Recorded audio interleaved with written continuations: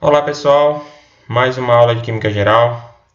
Na aula de hoje nós iremos estudar um pouco sobre matéria e substância. Gente, dando continuidade à nossa série de aulas que temos disponibilizado, nós começaremos nosso assunto de matéria e substância observando essas três imagens, tá? Em relação à rocha, esse Erlenmeyer aqui com líquido, no caso um líquido aquoso, e uma bexiga comum preenchida com ar. E assim, o que nos cabe perguntar é qual é a relação dessas três ilustrações com o que vem a ser matéria e substância. Então, a partir desse momento, nós teremos um olhar mais aguçado sobre esses objetos e que alguns são comuns ao nosso dia a dia. Bem, o primeiro ponto que precisamos é definir o que é matéria. Matéria é qualquer material físico do universo, ou seja, é tudo aquilo que tem massa e ocupa um lugar no espaço. É bem semelhante à definição que nós já trabalhamos lá no ensino fundamental, e a diferença aqui que você vai notar em algumas situações é o aprofundamento do que vem a ser matéria, tá? Então, mais assim a gente se pergunta, do que é composto a matéria, tá? No caso, essa rocha, o Erlenmeyer e o líquido que está contido nele, que é a água, uma solução aquosa, e no caso, a bexiga, que está preenchida com gases. Então, nesse ponto, cabe nos lembrar, nos recordar o que vem a ser substância. Na verdade, substâncias são átomos e moléculas. No caso, poderíamos colocar também como íon, mas nesses três exemplos que estamos tomando aqui, cabe melhor moléculas, dos elementos da tabela periódica, tá? Ou seja, os 118 elementos que estão listados na tabela periódica é que formam a matéria, tá? Mas ao falar isso, vamos ser mais específicos. A substância, nesse caso, para a rocha, pode ser os elementos que a compõem, tá? Por exemplo, o ferro, o silício, o cálcio, o oxigênio e tantos outros que devem e podem estar contidos nas rochas, tá? A depender da origem da rocha, enfim. No caso específico do Erlenmeyer, tá? Olhando para o líquido, majoritariamente esse líquido aqui é composto por água. Ou seja, são moléculas de água que dão origem ao líquido que podemos observar.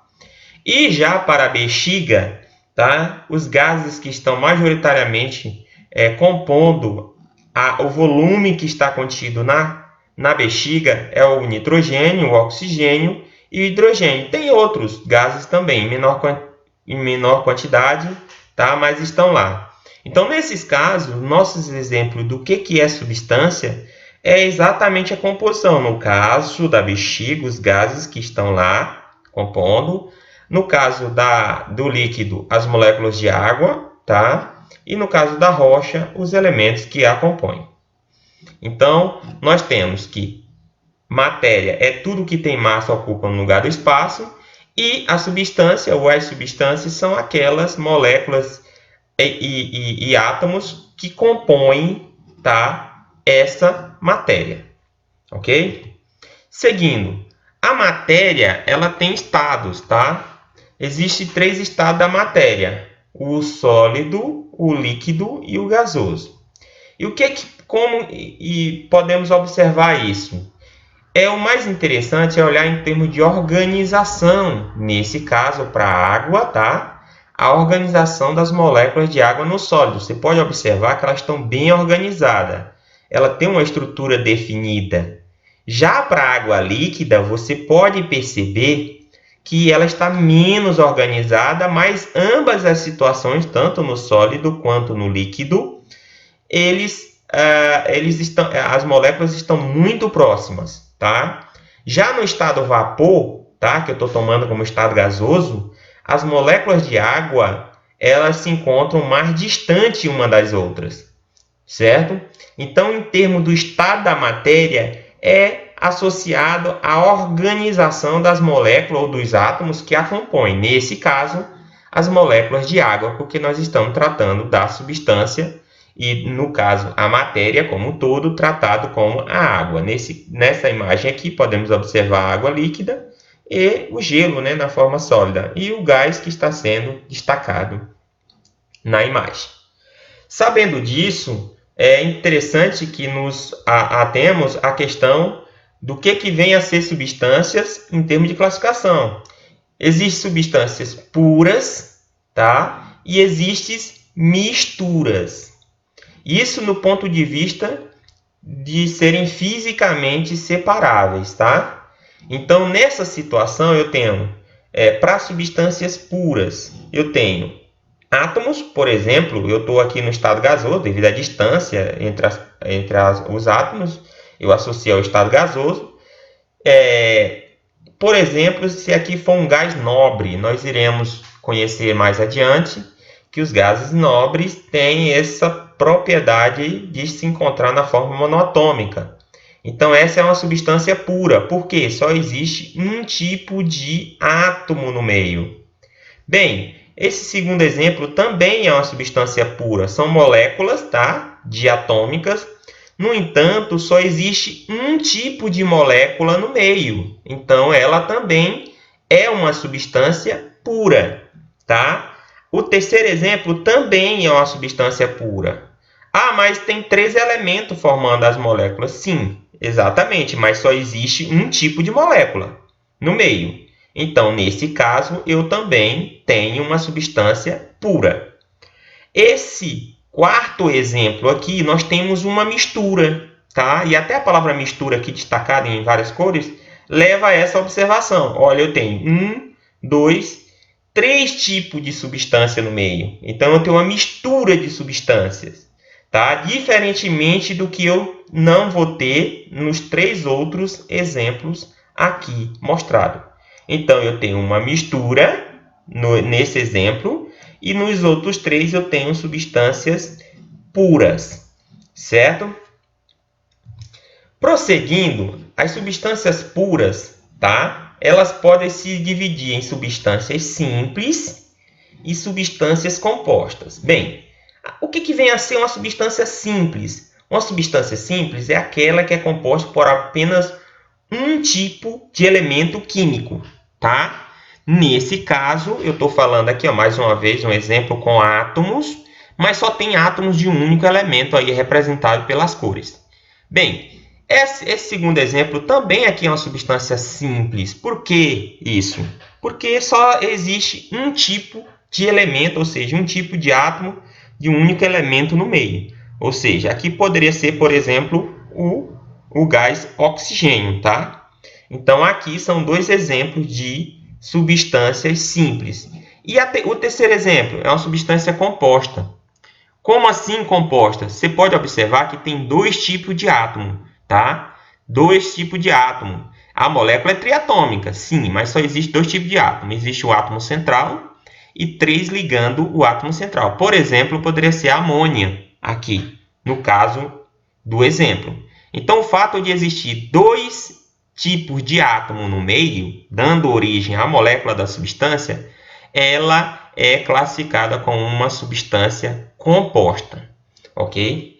Não confunda substância composta com mistura. Substância composta diz respeito ao número de elementos que dá origem ou formam a molécula da substância. Já a mistura é a mistura de substâncias, tá? Então, eu chamo a atenção para esse ponto.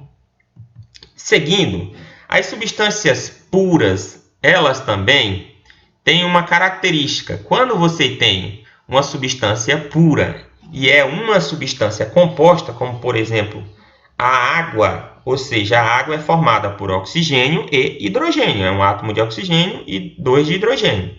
Essa substância ela pode ser decomposta em outras substâncias mais simples, que é o caso aqui, ó. Ao eu aplicar um processo de eletrólise, tá? Aqui está o líquido, eu estou passando uma corrente elétrica pela água e nas partes superiores estão se acumulando, no caso, o oxigênio e o hidrogênio oriundo de onde? Da água. Então, é esse processo de eletrólise está gerando duas substâncias mais simples, tá? Substâncias puras, nesse caso, substância composta. E se fosse uma substância simples, eu teria como obter outras substâncias mais simples ainda? Não, eu não teria como. Ela permaneceria sendo a mesma substância. Mas, nesse caso, como ela é composta, é possível sim obter substâncias mais simples, tá? No caso, mais simples do que a água. Prosseguindo, as misturas, em termos de misturas, elas podem ser homogêneas, quando eu observo apenas uma fase, que é o que, por exemplo, numa solução salina, eu tenho água e íons de sal. Está até ilustrado aqui do lado. Porém, eu não consigo ver duas fases. Então, eu tenho uma mistura homogênea. Lembrando que o que nós encontramos na natureza são todas misturas. São misturas encontradas na natureza. Por exemplo, a água de um rio. Por mais cristalina que ela seja, ela é uma mistura. Ela contém N substâncias salinas. Tá? E, em alguns casos, até outras substâncias orgânicas no meio. Ok? Já substâncias heterogêneas, ou melhor, misturas heterogêneas, eu tenho mais de uma fase. Nesse caso aqui eu consigo observar pelo menos duas fases, tá? Então, mistura homogênea, uma única fase. Mistura heterogênea, duas ou mais fases. Por fim, em termos de classificação da matéria, nós vimos o seguinte: matéria é qualquer coisa que ocupe espaço e tenha massa, tá? A matéria ela pode ser mistura, pode ser composta por mistura ou substâncias puras, tá? As substâncias puras podem ser simples ou elementos, né? Ou pode ser composta por mais de dois elementos. As misturas elas podem ser misturas heterogêneas, tá? Composição não uniforme, e também pode ser uma mistura homogênea, ou seja, totalmente uniforme. Mas, além disso, temos que observar, olhando mais para a engenharia de alimentos, algumas questões que às vezes a gente se depara. Como eu devo conceituar ou trazer para o contexto da realidade em termos de matéria e substância? O que é uma matéria e o que é substância, por exemplo, em um biscoito? Se você olhar com cuidado. Matéria, se eu for olhar, eu vou olhar para o biscoito. É massa, ocupa um lugar no espaço, tudo mais. E a substância, onde estão? É a composição. Composição do biscoito, eu trato como substância, que realmente são carboidrato, proteínas, gorduras, tá? As fibras, o sódio. Lembrando que lá é tanto elementos, tá? Átomos, quanto moléculas, né? Então, essa é uma associação direta. Por exemplo, se eu olho o rótulo e tenho a discriminação da composição, são as substâncias. E o produto é a minha matéria. Diariamente nós temos contato, por exemplo, com embalagens, que é um dos temas, um dos pontos importantes das engenharias, especialmente engenharia de alimentos. Por exemplo, os materiais que compõem as embalagens. Aqui nós temos metálicos, papel e plástico, tá? Que são polímeros, e vidro. O que eu gostaria de chamar a atenção? É para a questão da deformação de embalagens. Você não deve consumir produtos em que se encontram com a sua embalagem deformada. Isso porque as embalagens, tanto as metálicas quanto as de papel ou polimérica, aqui como a caixinha de leite, quando ela sofre deformação, ela é revestida no seu interior por polímeros, tá? Polímeros orgânicos, da classificação ali dos epóxi, uma resina, e essa deformação eu posso romper essa película que está protegendo. Ao romper, o produto da embalagem pode entrar em contato com a parte metálica e o alimento pode vir a ser contaminado, e se algum contaminante for maléfico à saúde, o consumo desse produto pode trazer risco. Então, além de uma questão de expertise da área, é uma questão também de cidadania. Da mesma forma, eu falo para os vidros. Questão de vidro, lacre, você observar se está trincado ou qualquer outra avaria na embalagem, você não deve consumir esse produto. Lembrando, é importantíssimo a segurança em primeiro lugar, né? E o Engenharia de Alimentos trabalha nesse sentido, além de produzir inovações, também é cuidar da segurança e da qualidade dos alimentos. Por fim, é isso, pessoal. Meu muito obrigado. Até a próxima aula, tá? Nos encontramos em breve.